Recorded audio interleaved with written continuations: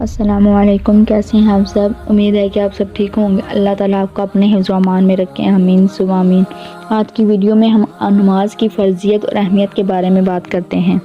جیسا کہ آپ لوگوں کو پتہ ہی ہوگا کہ اسلام کا دوسرا رکن نماز ہے۔ قرآن و حدیث میں نماز کی سخت تاکید وارد ہوئی ہے۔ اس کی فرضیت کا منکر کافر ہے اور اس کا نہ پڑھنا بہت ہی بڑا گناہ ہے۔ اسلام کے فرائض اور اعمال تو بہت ہیں، مگر نماز کو جو مقام دیا گیا ہے اس کی وجہ سے نماز کی اہمیت اور بھی زیادہ ہو گئی ہے۔ اقیموا الصلاۃ ولا تکونوا من المشرکین، یعنی نماز قائم کرو اور مشرکین میں سے بنو۔ نماز کا بلند مرتبہ اس سے سمجھ لو کہ دوسرے فرائض کا یہیں زمین پر رہتے ہوئے حکم دیا گیا ہے، اور نماز کے لیے خدائے پاک وحدہ لا شریک نے یہ اہتمام فرمایا۔ رسول اکرم صلی اللہ علیہ وسلم کو معراج کرا کر عالم بالا میں عطا فرمائی، اور اسلام کے فرائض میں دنیا میں سب سے پہلے نماز فرض ہوئی، اور آخرت میں سب سے پہلے نماز ہی کا حساب ہوگا، بلکہ آخرت کی کامیابی اور بامرادی کا مدار ہی نماز کے ٹھیک نکلنے پر ہے۔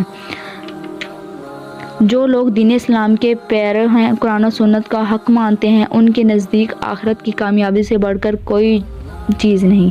جب یہ معلوم ہو گیا کہ آخرت کی کامیابی نماز میں ہے، تو نماز کو پابندی سے پڑھنا سارے کاموں سے بڑھ کر ہوا۔ نماز کی وجہ سے ذرا سے آرام میں فرق آتا ہو تو کسی دنیاوی کام میں تھوڑا سا بہت نقصان ہو جاتا ہو، تو عقل مندی کے لیے آخرت کی بے انتہا کامیابی کے سامنے اس کی کچھ حقیقت نہیں ہوتی۔ ذرا جنتوں کی نعمتوں اور وہاں کے محلوں، باغوں اور نہروں اور سونے کے درختوں کا خیال کرو، پھر دوزخ کی آگ کا تصور کرو، جو دنیا کی آگ سے 29 درجہ زیادہ گرم ہے۔ یہ غور کر کے حساب لگاؤ کہ ایسی آگ سے بچنے اور ایسی نعمتیں ملنے کے لیے اگر نماز کی پابندی کرنے میں کچھ نیند قربان ہو جائے اور کھیل میں فرق آ جائے، یا بالفرض ہے کہ دنیا کا کم یا زیادہ کچھ نقصان ہو جائے، تو اس کو برداشت کر کے نماز پڑھ لینا عقل مندی ہے یا نہیں ہے؟ یہ جو فرمایا گیا ہے نا کہ نماز ٹھیک نکلی تو آخرت میں کامیاب و بامراد ہوگا، ورنہ ناکام ہوگا اور خسارہ میں رہے گا، اس کا مطلب بہت وسیع ہے۔ حساب کے وقت نماز کا ٹھیک نکلنا یہ ہے کہ بالغ ہونے کے بعد سے موت آنے تک پابندی سے سب نمازیں ادا کی ہوں، وقت سے بے وقت کر کے نہ پڑھی ہو، فرائض اور سنن مستحبات کا خیال رکھا ہو۔ نماز میں جو کچھ پڑھا جاتا ہے، مثلا ثنا، سورۃ فاتحہ اور دوسری صورتیں صحیح یاد کی ہوں گی تو نماز صحیح ہو سکے گی۔ ان باتوں کا خیال رکھ کر نماز کا پڑھنا کامیابی ہی کامیابی ہے، اور ان باتوں میں جس قدر کمی ہوگی اسی قدر ناکامی کا سامنا ہوگا۔ فرائض کے چھوٹ جانے سے تو نماز بالکل ہی نہیں ہوتی، اور واجبات کے ترک ہو جانے سے پر بھی نماز کا دوبارہ پڑھنا واجب ہے، اور سنن و مستحبات اور آداب کے کم ہونے پر یا چھوٹ جانے سے ثواب میں کمی ہو جاتی ہے۔ بہت سے لوگ نماز نہیں پڑھتے اور اپنے آپ کو نمازیوں سے بہتر اور پکا جنتی سمجھتے ہیں۔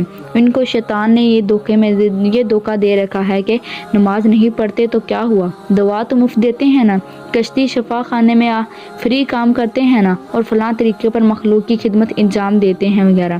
حالانکہ نماز نہیں تو کچھ بھی نہیں۔ نماز کے بغیر دوسرے عمل مقبول ہی نہ ہوں گے۔ نماز میں بڑی خوبی یہ ہے کہ نماز پڑھتے وقت نمازی کا سارا جسم عبادت میں لگ جاتا ہے۔ سبحان اللہ۔ ہاتھ، پاؤں، سر، کمر، آنکھ، ناک، زبان سب اسی طرح موقع بہ موقع رکھنے اور استعمال کرنے پڑتے ہیں جس طرح حکم دیا گیا ہے۔ بے نمازی کا حشر۔ نماز کی پابندی ہر بالغ مرد عورت پر لازمی ہے۔ سرکار دو عالم صلی اللہ علیہ وآلہ وسلم کا ارشاد ہے، جس نے نماز کی پابندی کی، نماز اس کے لیے نور ہوگی قیامت کے دن، اور اس کے ایمان کی دلیل اور اس کے لیے نجات کا سامان ہوگی، اور جس نے نماز کی پابندی نہ کی، وہ شخص قیامت کے دن قارون، حامان، فرعون اور ابی بن خلف کے ساتھ ہوگا۔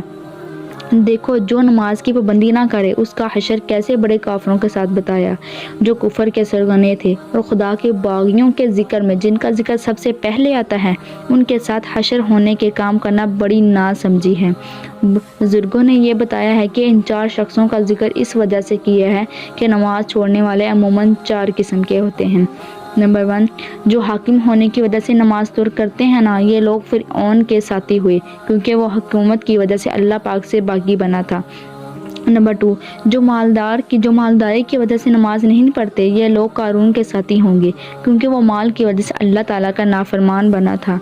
نمبر 3، اور جو لوگ ملازمت کی وجہ سے نماز نہیں پڑھتے، یہ لوگ حامان کے ساتھی ہوں گے، کیونکہ اس نے فرعون کا وزیر ہونے کی وجہ سے خدائے پاک کی بغاوت اور سرکشی اختیار کی تھی۔ نمبر 4، اور جو لوگ تجارت اور دکانداری کی وجہ سے نماز نہیں پڑھتے نا، یہ لوگ ابی بن خلف کے ساتھ ہوں گے۔ یہ شخص بڑا مشرک تھا، تجارت کرتا تھا، اس کو حضور صلی اللہ علیہ وسلم نے اپنے دوست مبارک سے قتل فرمایا تھا۔ ان اسباب کے علاوہ اور اسباب بھی ہیں جن کی وجہ سے نمازیں ترک کی جاتی ہیں، مثلاً بچوں کے رونے کی وجہ سے، یا ان کو نہلانے دہلانے کی وجہ سے اور کھلانے پلانے کی مشغولیت کی وجہ سے، یا دیر میں سونے کے باعث، دیر سے آنکھ کھلنے کی وجہ سے، یا جلدی میں سونے کے تقاضے کی وجہ سے، سفر کی وجہ سے اور دکھ تکلیف کی وجہ سے۔ ان میں بہت سی ایسی چیزیں ہیں جو عورتوں کی نمازیں قضا ہونے کا سبب بنتی ہیں۔ حالانکہ جب تک جان میں جان رہے اور ہوش باقی ہو، فرض نماز ترک کرنے کی شریعت میں کوئی گنجائش نہیں ہے۔ اللہ تعالیٰ سے دعا ہے کہ وہ ہم سب کو 5 وقت کی نماز پڑھنے کی توفیق دے۔ آمین ثم آمین۔ جزاک اللہ۔